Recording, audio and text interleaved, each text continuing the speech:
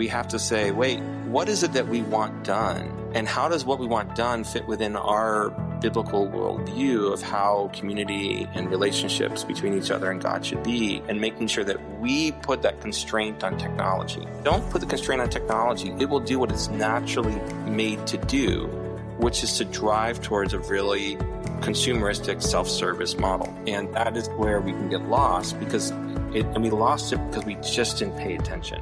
Welcome to Faithly Stories, the podcast that brings you inspiring tales from conversations with church leaders as they navigate the peaks and valleys of their faith journeys through their ministry work and everyday life. Brought to you by Faithly, an online community committed to empowering church leaders. Learn more at faithly.co. Get ready to be uplifted and inspired on the Faithly Stories podcast. Ben Elmore, welcome to the Faithly Stories podcast. Thank you for having me. Yeah, it's a real pleasure. Ben, you've built 9 different startups with over $20 billion of value, and now you're the CEO of Servant, which helps amplify the impact of kingdom organizations. I'd love to start with this question. What was the moment you realized that God was calling you to bridge that gap between technology and the kingdom? That's a fun question. There was a period of time where I was just pursuing kind of the next big impact, project for my prior company. So all my work over those 9 startups was done as a consultant to these organizations, and so. And what I found is I had a moment in time where I just got so focused on what I was doing. And in my first part of the year, my quiet time and just seeking God, what do you have for me? He gave me a strong word. He says, Ben, look up. And when I did, he says, I have so much more I have for you to do.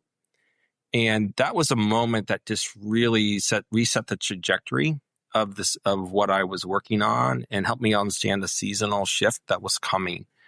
And over a period of a couple of years, and as I started to really lean into what he was calling me to, I had the opportunity to start to serve these different ministry leaders that are out there in a purely advisory way. And as I'm serving them, what I recognized is that there was no organization inside of the faith ecosystem, no consulting organization that had made an exclusive focus on the church. And when I think of church, I think of parachurches and nonprofits and churches and faith tech companies and Christian marketplace leaders, folks that really have a Christ-centered vision. I looked around and said, there's no one here. And in every other industry that I've worked in, you had these elite firms like a McKinsey or a IDEO or a Silicon Valley Product Group or Intevity, my other company, that were just partnered with these with organizations and helped them really accelerate their growth and impact. And I looked around and said, there's no one inside of the church space that was doing that. And that's when that moment of realization, like, well, Ben, this is what I have for you to do. And it's almost like my eyes were fully opened, after a 2-year journey of just being obedient and serving. And I looked around and said, we don't have these institutions, and if not me, who? And what I found is that the power of platforms to attract talent together and to then bind them together through that shared repetition and shared mission, that creates such a unifying effect and an amplification effect that need for that became really obvious. And so that's what we're trying to do at Servant. Wow, that's really cool. And that really resonates with me as someone who sort of transitioned from, a very sort of secular job to one that is entirely kingdom focused. So that pivot, though, let's talk about that pivot from traditional tech to serving ministries. It's not typical, right? Like you and I may have done it, but it's not the typical story. How did you find that transition? Not necessarily professionally, but like personally and spiritually. Yeah. Well, I found it to be one of the most satisfying things I've ever done. God has wired me to really pursue excellence is to go after the hardest problems I can find and almost prove myself against my ability to do it. It also makes me a glutton for punishment at times. And so here I am, made this way. And I grew up in a time period where the moment you said I'm a Christian business, that was basically permission to be mediocre. And so these were second-rate, third-rate companies. And I had this disdain at the time. I'm like, I don't want to be like that. And so this is flawed thinking, by the way, so I'm acknowledging that. But this was the bias that all of a sudden that set in and snuck in on me that I didn't realize. And so faith has been a big part of my life since my early 20s. I described it as being fantastically lost and fantastically found in a moment. And so I try to live my life as a leader, as a father, as a husband, out of that gift that I feel like I've received. And so I ran a company that wasn't Christian, but was run by a Christian. But I really was careful about, like, I didn't want to run a Christian company because my perception was that meant that I would be second rate, and perceived that way. And that wasn't the way that I was built. And in this transition over, what I found is God has reset so much of that bad thinking that I carried into it. In one of my times with him, he, in the Spirit, speaks to us in different ways. And he's like, well, redeem it, Ben. Go show what an elite firm that is proudly and boldly Christian looks like. And I had that moment where all of a sudden I was like, that is the most obvious thing that I'd never thought about. And that's sometimes when you're not in that flow, it's easy to kind of build up these walls or scales on our eyes that I've found as I've pursued God's calling in my life in this area. I feel like those are shedding in such a constant way. And because servant has chosen, and this is for us, everyone has to find out. I say that I encourage people to be obedient to what God's calling them to do. And for us, it was exclusive to the church. What I'm able to do on a near daily basis is sit down and say, what is the inspired vision that God has given you? And just to hear the stories of where that vision came from, what God is asking you to carry, and then say, how do I then, with every ounce of my being, support you in the pursuit of that? Whether that's through encouragement, because we all need it, whether it's through connecting you with people that I know to be able to sort of give you the relational equity or the relational lift you need, whether giving you insights from my experience from working within the church or working outside the church. And then in some cases, it's like whether you say, hey, Ben, can you get on the field with me and run a play or two and own something with me? I just get to go and just freely lean into those moments. And that is such a deep well to pull from. And so that transition over, it's been one of those things where I feel like there's the scales on my eyes have been lifted, and my heart on a regular basis is just full of awe and wonder of what God is doing in and around the world.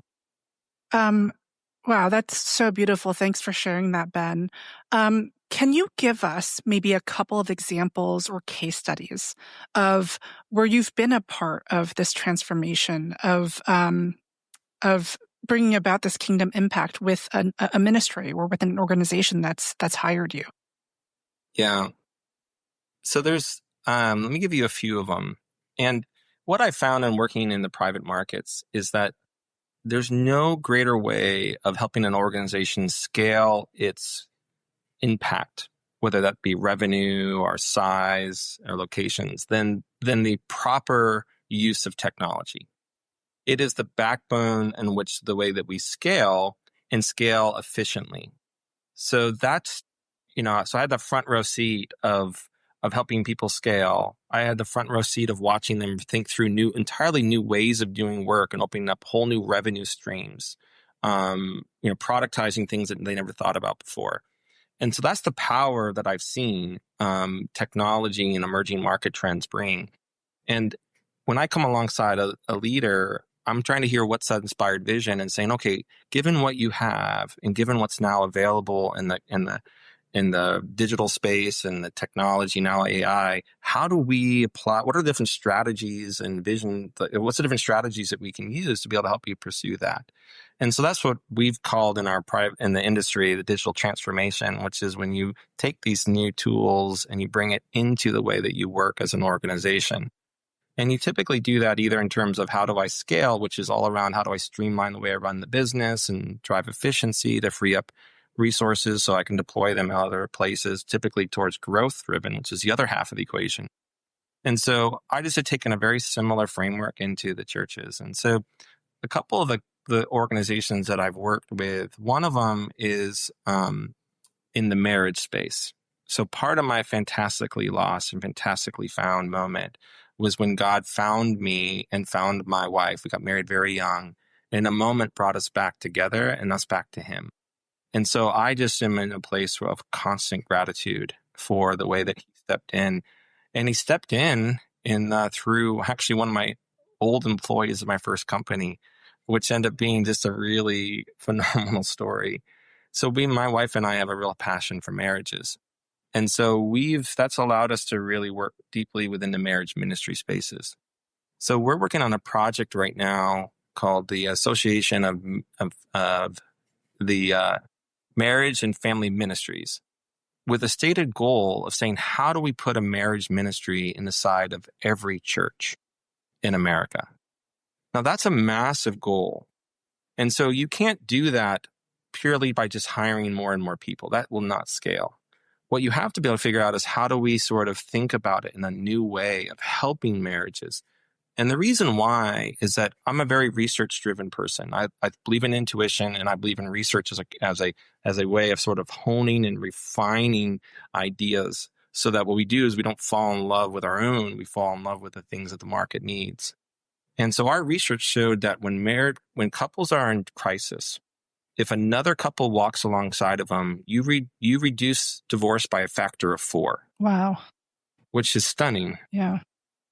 My wife and I had someone that walked alongside of us. Our story was an employee challenged me, which caused me to repent, and then said, why don't you come spend a weekend with me, with your wife, and loved on us for a weekend. That reset our trajectory. So I'm that stat. So we found that factor of 4. We also found that when people are in crisis, they go to churches. 50% of the time, they'll turn to clergy as the question of what do I do with my marriage and relationships. And then finally, what we found is that 80% of the churches do not have a formal marriage ministry and know what to do when that quest comes to them. Now, that's and so if you look at this scenario, it's like, well, if you want to be able to then affect marriages and reduce divorce rate, and we know that half of those in trouble will come to the clergy first, and 80% don't have the tools or training or capabilities to do it. If we can go ahead and help churches be equipped, that means that half the time that people show up, they'll have an answer. And we know that 3/4 of those people will have their marriages restored. It's the most phenomenal way in which we can look at how do we actually go after the real goal, which is how do we reduce divorce rates inside of the church? So, which I'm very passionate about. And so this is an example of walking with someone and saying, how do we actually look at these big goals that have been given? And Dr. Les and Leslie Parrott are just a phenomenal couple with God's given them this incredible vision that they carry. And it's been such a pleasure to come alongside and really think through the problem and say, how do we partner with you? It's their vision, not mine. Like we are simply servants inside of this mix. But that's an example of how do we do that? And we do that by creating this association and then creating a series of tools that allows, because I recognize that churches, it's really like they have so much that demand on them. And if you say, go do one more thing, that's a hard thing to do. But if we can create a series of tools that allow them to kind of create a marriage ministry in a box where they can configure it and it's all integrated together and they can choose their style that fits their church with resources that are proven and with that is theologically aligned with them, we give them an ability to sort of take on this additional responsibility, but without necessarily having to sort of take on a huge cost to do so of time and money. And that's what we're really trying to do. So that's an example of a ministry we've worked with. all the way from the idea into some of the building the actual tools, whether it's an assessment tool or it's an online portal, whether it's an access to an approved counseling network, that so ultimately we can serve the ministry, the churches that are then serving the parishioners. So that's an example of one of the ministries that we did and how we have really grabbed hold of their vision and really made it ours. Wow. Well, the kingdom impact of something like that sort of proliferating through the church is clear and powerful. That stat that you shared, that 80% of churches don't have a marriage ministry, that's mind-boggling when you think about. If you were to look at how many churches have a youth or a children's ministry, I bet it's the reverse, right? Like probably 80% of them have a children's or youth ministry. Meanwhile, marriages are the linchpin of the family. And so, wow, the need for this couldn't be more clear. That's really good. Thank you, Ben.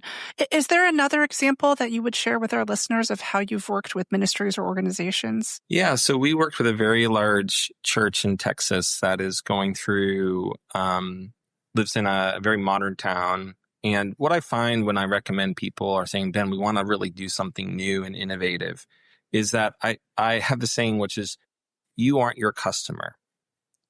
And I know that it's weird when I've come from, because, you just like yourself, Alicia, we've come from the private market. So we're used to the customer marketplace language, but everyone's serving somebody.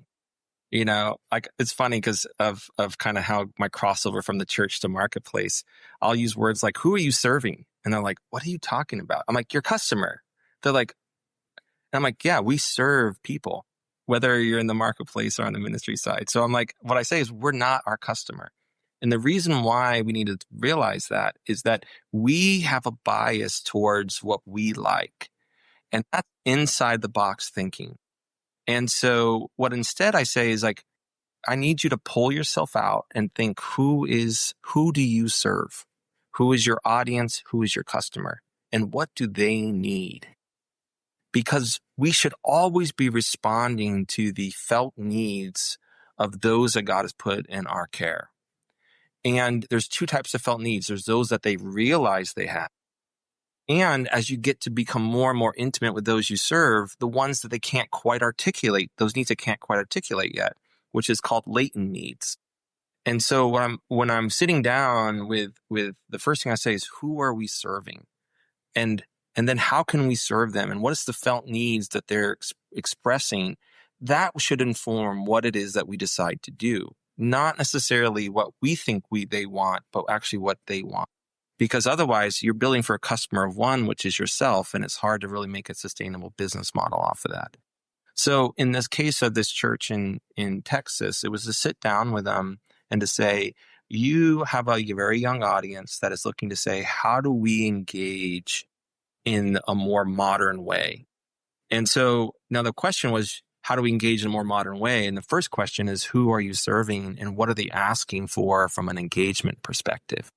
And so that's allowed us to sort of help give them a strategy of, where is this group of people that you are serving at? What is your community that you're talking to doing that we can then say, if we can go deeper and attract more people to our church because we're actually starting to meet their needs as well as serving our existing ones. So that digital, we call it the digital ministry strategy, was a way that we're able to help them, because every CEO, every leader has limited resources. And they say leadership is deploying the scarce resources of the organization in the most effective way possible. That's our challenge as leaders, and church leaders experience the same thing. And so by helping you be able to think in a different way, we can then deploy those resources. And that might be, I only have a budget of $100,000 or $10,000 to I have a budget for $5 million. It's still finite. And so that's sitting with them to sort of think through common frameworks that give tailored responses, unique responses. That's another example of the type of work that we do. And most of the time with churches, we don't build anything custom like we did for the marriage ministry.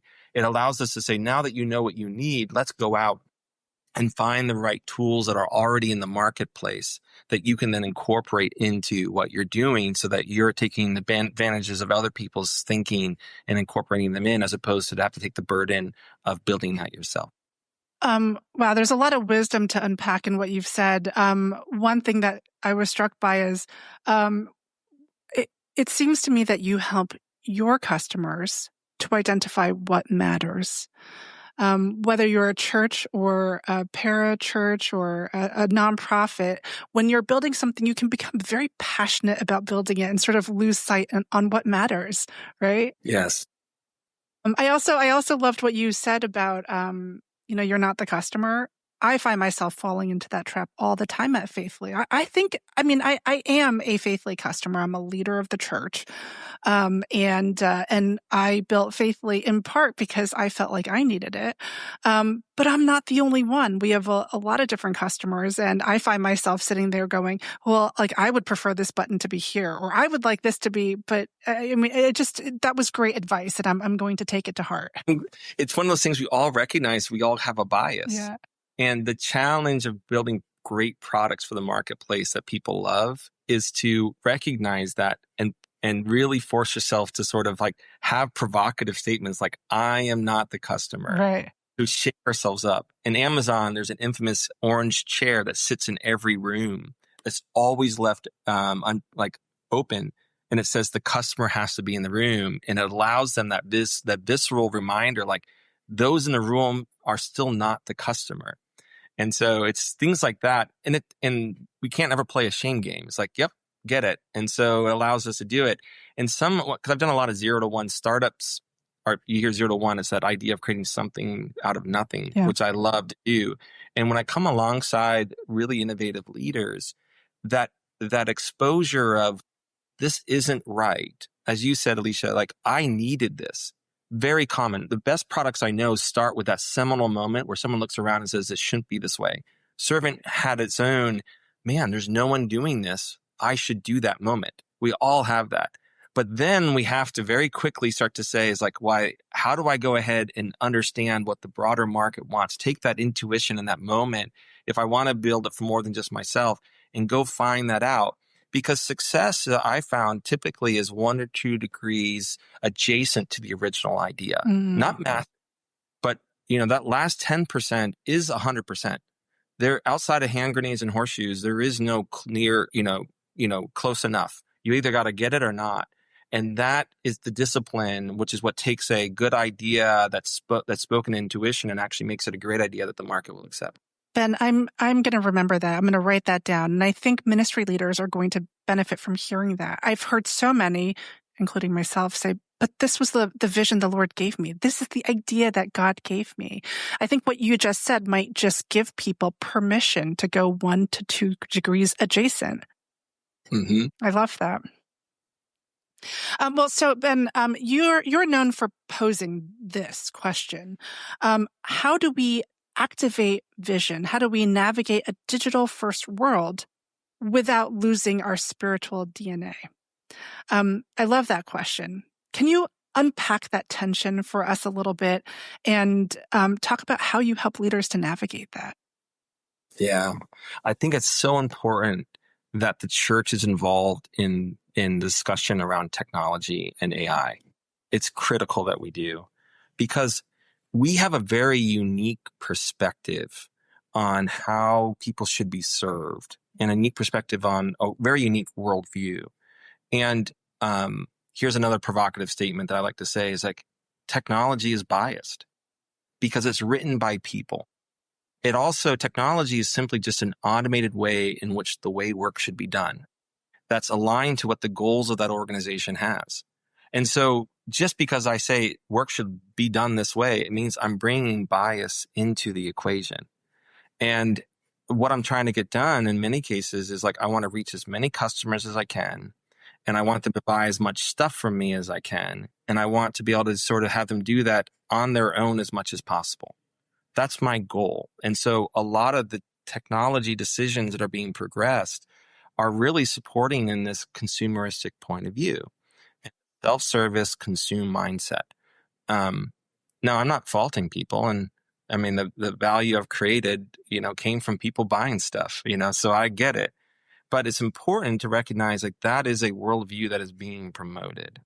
And so as Christians, we have to step in there and say, okay, how do we understand that, and how does that worldview, or the technology that's built to support that worldview, how can we incorporate that into ours, but making sure that we are telling that technology how we want it to work. And so as we're moving into a digital first world, we have to kind of look at to say is like, what is the spiritual DNA piece is to say is like, how do we view discipleship? What is our point of view in the context of relationships?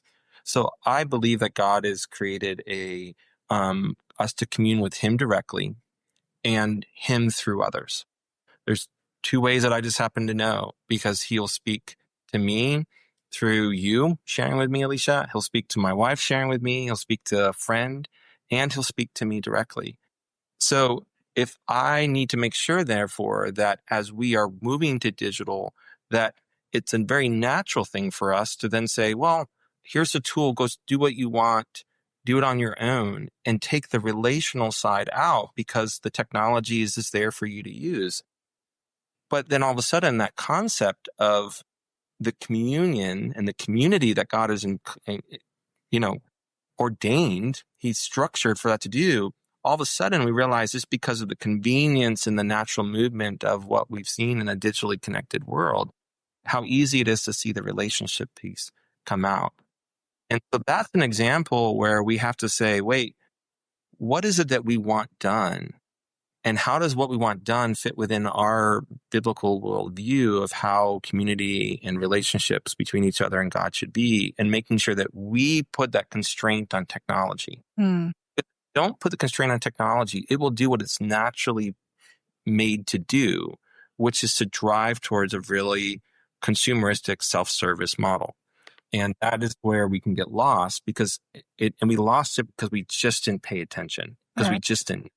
And that's why I'm trying to pull people up and saying it's biased. And I use that provocatively, I know, but it helps people be able to say, oh, right, it has a natural way it wants to roll. In some cases, it's very helpful, but in many cases, it's not. Right. Well, so I couldn't agree with you more. This is the moment to pay attention. And I think, the next question I'm going to ask, which is about AI. Right. So let's talk AI. Do you think that AI can be a tool for relationship-centered ministry? I think it can.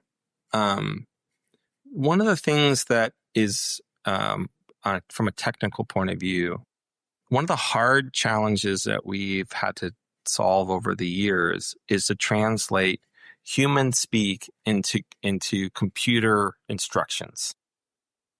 And so you're like, well, then how does that actually look? Well, it's the form fields that you fill out before you hit the submit button. That is the interface between the human world and the computer language. So what you have is you have a really strict structure on how that looks like traditionally. You can look at, if you go back, AI is changing the game now. A lot of the apps, a lot of the screens that you would navigate, go to any website, go to any app you download, up to half of the things that you touch are really just a form of search, where I'm trying to understand, Alicia, what do you want to get done so that I can then help you do that? And that's that translation, sometimes through text, fill in a form, sometimes through user navigation, to understand what is it that you want done so that I can serve you. And that creates a flow through the system. What AI has done is it's breaking down that barrier. There's this ability for us to determine intent, structured language is really powerful. It's the breakthrough moment of what we have. If you say, I can go ahead and understand if I give you a list of ingredients that you're trying to go ahead and make a meal. Where before, if I didn't, and I can do that through the context of the conversation that I have, or even the sequencing of what I have in there. 1 cup of flour, a quarter cup of sugar. If I just have that list, the probability that you're looking at a recipe is really high, and so I can understand. Oh, Alicia's looking to cook. I didn't have to say, what do you want to make? Do you want a recipe? Now, simple illustration, right? We can do that inside of a chat. And then I can say, now I understand what you want to get done. I can then determine the question that you have around that, which is like, what can I make with this? Well, if I hadn't actually gone ahead and said, all right, here's a what to make with my ingredients in my fridge application, where I had you list all the ingredients in a structured way and all that sort of stuff, there's no way I could have actually served you up that question. And what AI is allowing us to do is to kind of close that gap between the way you naturally talk and think and the way the computer can understand what are you interested in doing. And that is just massive. Like, that's why we love these chat interfaces, because we can ask it literally anything. And it can then say, all right, based upon the probability of what you asked, here's answers. Now, it's restricted to text and video and audio right now, but there is the large language models which would generate text messages. There's a large action models that are coming that says, now that I understand what you want done, I can then take action on your behalf, which is the whole movement into the agents world that we see. But I don't have to so think about how amazing that actually is and what it's allowing us to do. So now that's the technology for it. Now, because we know technology has this natural bias of self-service, it's like, hey, Alicia, just go take this and just go do it all on your own. What we have opportunity now for us to say is that we can choose to say, this is allowing Ben and Alicia to have closer relationships, because I can sort of surface up the needs of what's going on with Ben to Alicia, and then she can start to answer that in a very person-to-person, human-to-human way. And so so that's where I start to see AI being such an incredible thing, because I can get so much more from our ongoing dialogue about who Ben is, what his personality is, what is his obvious needs, and maybe one of the things that are likely going to be his unrealized or latent needs. That's the power of what that technology has been able to kind of give for us. And that can give clues to the person that is mentoring or discipling or is walking someone through the question of faith in a really powerful way, and doesn't totally lean on that person's ability to sort of deduce that itself, or try to have some sort of structured form that you have to fill all this sort of data out in. Yeah, that's good. Thank you. I think we're all still trying to understand what it is in some ways and the implications. And I think hearing those types of analogies and sort of where it fits into the broader sort of tech evolution is really helpful, Ben. So thank you for that. So, you looked at the church ecosystem, and you said there's never been a McKinsey or consulting firm specifically for the church. Do you think we need AI for the church? Do we need AI tools that are built specifically for the church ecosystem? I do. I think because it's such a powerful accelerator, and AI is used in terms of the way you engage and the way that you run something. So I tend to break most of my things into those two categories. Yeah. Am I coming in to help you streamline the way that you're working so you have more time to deploy elsewhere? Or am I looking at this as a way for you to talk to somebody new or to engage with people more effectively? So that's kind of the growth side and the operation side. And so the church has constraints like anyone else's. There's only so many limited amount of time. There's more and more demands being put on. So the AI use of being able to help you become more efficient is absolutely needed. Now, the one thing that the church does need is to understand that when these is like, how do I trust, especially in something that is generative, which means that it's using probability to determine the next set of likely phrases, is that how do you make sure that what's being generated is aligned with values and the biblical worldview? Because a lot of these models that are created, they're not trying to weight. It's called weighting. But they're not biased. They're really the sum of, like, you saw this first AI when it first came out, and everyone would be like, oh my gosh, like, for example, why is it so much male dominated language? Because that's the average of all of our human, material out there. It is really weighted masculine versus feminine. And so if you let it simply be based upon the weighting, you're going to get that, which isn't necessarily true, because statistically we're kind of even in terms of the population. And so that they gotten better to realize, we got to start taking that out. But by and large, it's really just the average of all information that we know. And so, but we don't want the average of all information we know, because if we look at it, it says the fear of the Lord is the beginning of all wisdom. It's a first order principle, And for data with context is information. Information context becomes wisdom for us, or comes insight, and insight with context is wisdom. And so we know that as you keep going up, the context between insight and wisdom is whether or not you're doing secular or whether or not you're doing godly wisdom. And those things conflict. If you read Proverbs, that gives you that construct. And so I look at that and simply say, like, okay, we need something that is ensuring that the information that is generated has that concept of first order principle, which is a God. The fear of the Lord has to be the constraining factor in which all generative content is produced from. That is uniquely an interest of the church. Yeah. The broader market doesn't have that context. It actually is more of it's a worldly worldview is what you'd look at it.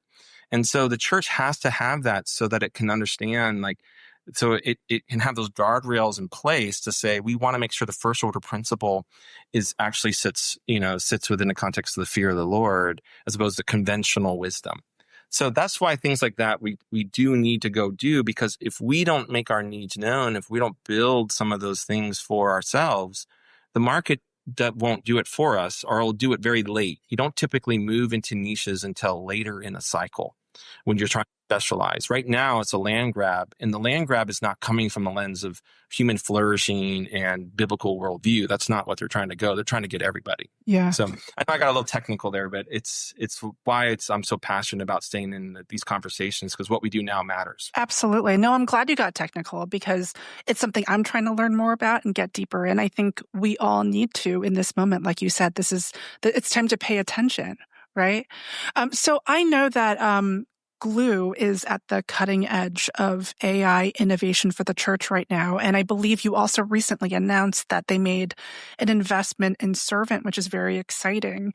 Correct me if I'm wrong, but these sorts of partnerships between mission-driven organizations, it hasn't always been the case, right? Like, these kinds of partnerships are new, and they're transforming the landscape of kingdom work. I'm just curious if you have a thought or two about what this means for the future of ministry technology. I'm really excited by it. And I've had a privilege of knowing Scott for 6 years now. My partner, Ranji, has known him for 20. And I've just seen him to be such a faithful man of God, someone that has been burdened by his convictions in all the great way, and has a desire to really leverage his influence and his own resources to sort of see the church be successful. And that has to be at the core of anyone that's coming in to serve the church. We have a very strong set of principles that determine when we will work with somebody and when we won't. And one of them is we won't work for someone that's trying to own the church market, because we believe that the church is someone that you can serve. You can't own her. And as opposed to conventional wisdom, which is monopolies and duopolies, like, how do you become dominant and try to own the market? I'm like, you can't. You have to give it away. That goes back to the conventional wisdom versus godly wisdom. If you want to be first, be last. Whoever values his life, it's that whole losing your life to save your life. Yeah. And so I take that really seriously in the way that we come alongside. And Scott has, and that team has demonstrated that passion for the church for so long. Now, the reason why we have to be able to see folks like Glue and others come in there is that building technical infrastructure is expensive. It takes a lot of R&D because you don't get it right the first time. Building something might be in the neighborhood of 50 million or 100 million. So for one organization to do that, you're like probably listening saying, there's no way I can spend the amount of money. But if one person does it and then everyone else becomes a customer, you get that $100 million investment for $500 or $10,000. Because what we're doing is we're sharing the load through the idea of one customer, one person, or one technology company making the investment, and we're all benefiting from the collective wisdom and insights from other people in the same industry. And so as the church hasn't done that for a long time, and so this is a new motion for it to figure out, how do we sort of make these strategic investments together? In some cases, that's partnerships. But some cases, that's the commercialization of it. And that's what Glue is doing. And that's a healthy thing for us to do, because the way I like to say it is like, it allows us to start later in the race. So instead of everyone having to do step one, in step 2 and step 3 on their own, we can start at step 10 and we're already further ahead. And so that's what gets me excited and why something like that is so transformative. And we should all be excited by it, because that putting those guardrails in place where we're like, hey, how do we make sure the biblical worldview goes through all of our generative content? That's going to take a lot of expertise and a lot of capital to do right. And if someone doesn't do it, it doesn't get done. So our ability to sort of watch that people coming together should get us excited, because now those big institutional problems that plague all of us have a chance of being solved. And then you just look at, all right, well, who's solving it? Is it someone that has a heart for the church or someone that doesn't know the church? And what I love about Scott is that he has a deep heart and a deep love for the church. That's great. I mean, I think that, thank you for sharing all of that. And I think that, serving the church has to be done collaboratively. And that's what I heard resonating in your answer. All right. So we have gotten really technical, right? So I want to maybe pull it back a little bit, and ask you this. So we have a lot of pastors and ministry leaders who listen to this podcast, and phrases like digital transformation to them sound nice, but not necessarily urgent for them in their day to day, and also kind of intimidating, especially when you start throwing things like AI and all of that into it. For church leaders, do you have any practical advice for how they can pursue digital transformation? Maybe just like a first practical step. Yeah. Well, I will apologize on behalf of the whole consulting industry for making these nonsense buzzwords exist. I'm like, guys, we just purposely make it complex so that everyone thinks we're smarter than we are. So that's my apology from the world. That's the secret,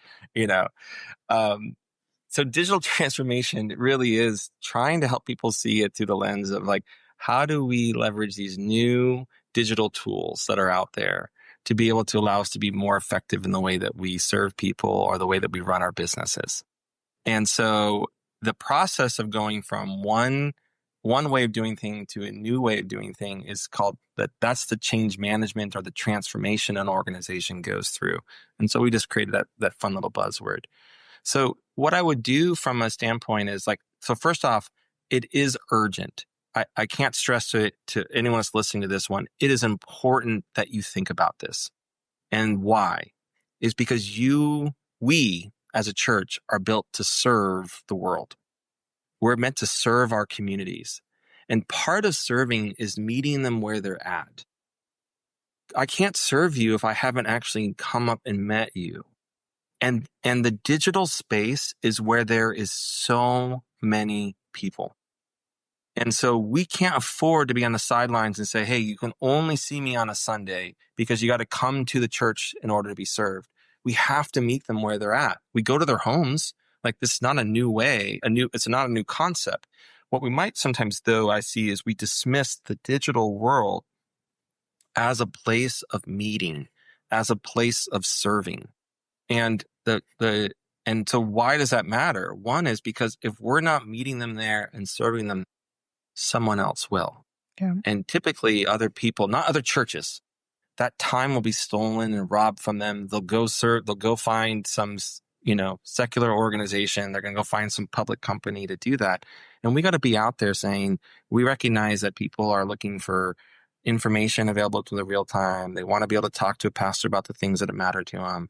And so it's important. There's an urgency that I plead you with to be able to say is that's where your people are at.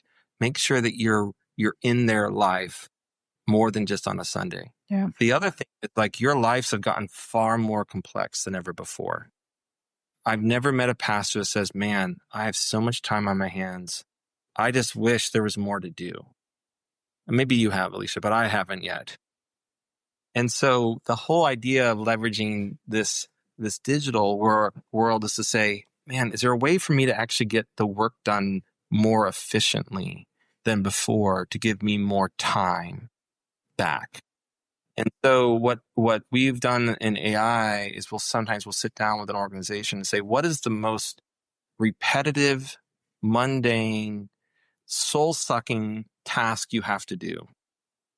And let's just figure out how to automate that and give you back that time, or just give you back that energy. And these tools that are coming out, now when I do that, that's digital transformation. If I have something that just simply says, I have to go ahead and take data, information out of one system and put it in this other system. Cool. What if we just automated that? All of a sudden, that whole time comes back to you, it comes back to your staff member. So it's this meet people where they're at. And it's like, give yourself the time that then in some cases you need to then go ahead and meet people where they're at or in the needs of the day. Yeah. So, yep. Yeah, that's good and very accessible, Ben. I appreciate it.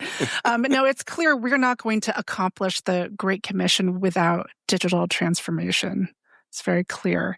Well, thank you, Ben, so much for your time today. I've learned so much. I've taken a ton of notes sort of beneath the screen. I don't know if you could tell. I was writing things down. There are things that I'm going to be applying in building my business and in my leadership. Don't be surprised if you see an orange chair somewhere in the background of my screen. It's important. It really is. Maybe I can ask you this one final question, which is if one of our listeners is a nonprofit or a parachurch or a church that's looking to build something new and they're looking for advisors to come alongside them in what they're doing, how do they get in touch with Servant? Well, I'll just drop my email. Like, you can reach me directly, ben@servant.io.